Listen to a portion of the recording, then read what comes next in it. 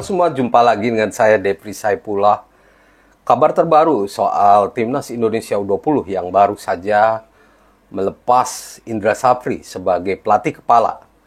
Putusan ini diambil oleh PSSI setelah melakukan evaluasi terhadap kinerja Indra Safri dan para staf di Piala Asia U20 China yang baru lewat, di mana kita hanya meraih 1 poin dari 3 pertandingan. Dan menurut saya, ini sebuah keputusan yang tepat ya. Di balik prestasi Indra Safri selama ini, kita juga melihat bahwa ada beberapa kekurangan yang dimiliki oleh Indra Safri. Kita tahu bahwa Indra Safri sudah juara SEA Games. Dia 3 kali juara Piala AFF U19.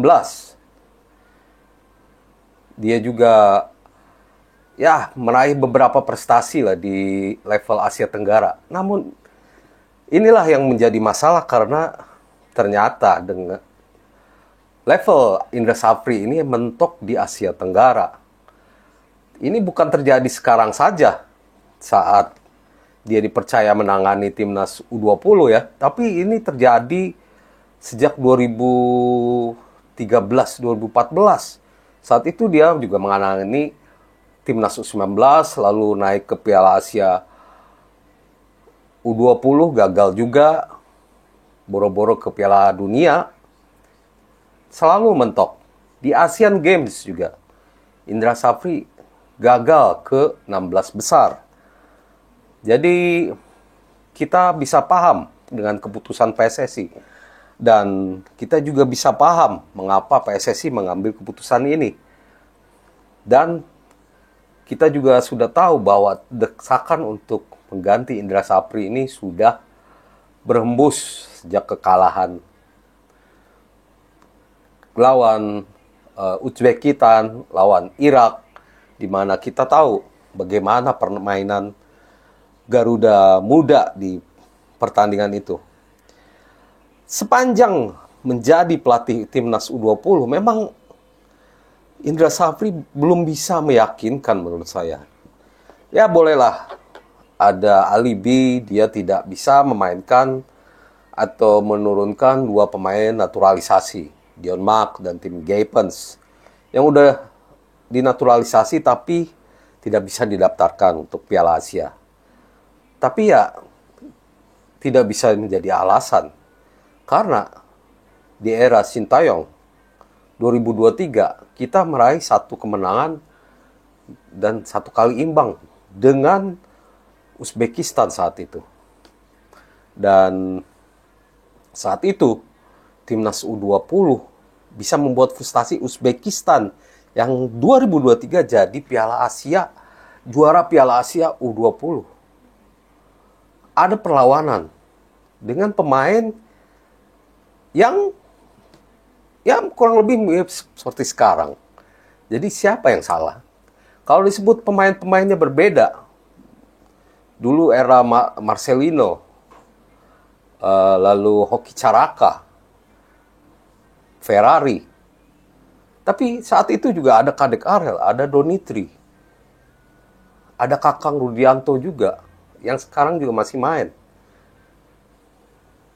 Jadi bukan masalah pemain menurut saya, tapi bagaimana strategi yang diterapkan oleh Indra Safri. Menurut saya selama ini memang yang saya dengar juga dan yang saya lihat ya sebagai penonton ya, bagaimanapun saya, ini disclaimer, saya tetap respect dengan prestasi Indra Safri, tapi memang sebagai penonton, skuad yang dilatih oleh timnas Indra Safri saat melawat tim-tim lebih kuat selalu kedodoran, tak bisa memberi perlawanan. Skuad yang dilatih oleh Indra Safri selalu tercecer, selalu gagal memberi hasil maksimal dan memberi perlawanan, sehingga hasilnya kurang bagus. inilah yang dikritik oleh penonton, netizen, pecinta timnas kita. Kelihatan sekali. Kita lihat saja waktu pertandingan di timnas di Piala Asia U20 ya. Bagaimana monoton sekali serangan timnas Indonesia. Umpan dari belakang lalu ke wing, ke Donitri, lalu ke kanan. Begitu saja. Donitri menusuk, lalu umpan tarik. Kalau tidak sampai ke Donitri, serangan patah. Begitu terus. Dan Indra Safri juga ya tidak bisa membuat pemainnya bisa mengatur tempo dengan baik. Tidak bisa melakukan serangan balik dengan baik. Itulah yang dilakukan oleh Sintayong guys, di timnas U20. Bagaimana dia bisa membuat frustasi Uzbekistan saat itu. Diserang habis tapi masih bisa bertahan dengan baik. Ya, sekali lagi ini menjadi keputusan yang tepat menurut saya. PSSI mengakhiri kontrak Indra Safri. Lalu siapa yang harus menjadi penggantinya? Menurut saya ada 2 nama sih yang sejalan atau bisa mengambil alih posisi ini. Pertama yaitu Nova Arianto. Kita lihat bagaimana Nova Arianto dengan timnas U17 berkiprah di Piala Asia U17 pada 3-16 April nanti di Arab Saudi. Kita mendapatkan tantangan berat juga menghadapi Yaman, menghadapi Korea Selatan. Itu harus kita lalui. Kalau Nova Arianto bisa setidaknya 16 besar lah. Menurut saya itu sudah bagus. Nah, kenapa Nova Arianto bisa? Kalau memang berhasil ya. Kenapa bisa melatih timnas U20? Karena ya dia sudah sejalan ya. U17 dia bisa membawa pemain-pemain yang dia latih sekarang ke timnas U20. Karena usianya memang begitu. Jadi dia udah tahu perkembangan para pemain di skuad timnas U20. Maka itu kalau Nova Arianto berhasil di Piala Asia U17, dia berpeluang besar. Lalu nama lain yaitu ya Gerald van den Bosch, asisten Patrick Kluivert. Ya, dia memang formalnya melatih timnas U23. Tapi kita tunggu saja. Kalau memang